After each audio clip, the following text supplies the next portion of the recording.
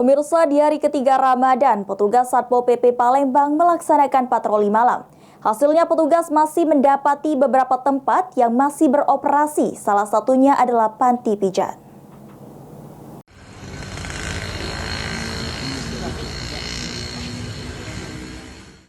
Petugas Satpol PP Sumsel melaksanakan patroli malam untuk memantau tempat hiburan dan panti pijat yang masih buka di hari ketiga bulan Ramadan.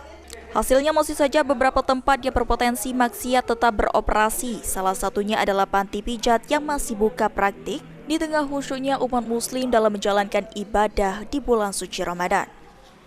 Kasatpol PP Sumsel Aris Saputra yang dikonfirmasi membenarkan bahwa pihaknya menemukan masih adanya panti pijat yang masih buka, seperti di kawasan Ramayana dan Jalan Kolonel Haji Burlian. Selain panti pijat, ditemukan juga masih ada rumah makan yang menghidupkan musik yang keras. Atas masih adanya temuan ini, pihaknya belum melakukan tindakan penutupan dan masih dilakukan himbauan dan sosialisasi untuk segera melakukan penutupan. Dan untuk ke depan akan dilakukan penindakan dan sanksi apabila pihak pengelola masih beroperasi selama bulan Ramadan. Kita masih dapati ya, ada tempat-tempat hiburan, ya, ada panti pijat, ya, ada tempat karaoke, termasuk juga restoran dan kedai-kedai makan yang masih menghidupkan sound systemnya itu dengan keras seperti biasa.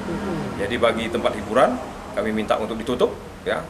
Ada beberapa panti pijat kami tutup semalam, ya, dan kami memberikan peringatan, ya, karena malam ini hanya masih menghimbau, ya, mensosialisasikan. Namun sudah nanti kalau besok masih berulang akan kita ambil tindakan tegas sesuai dengan aturan.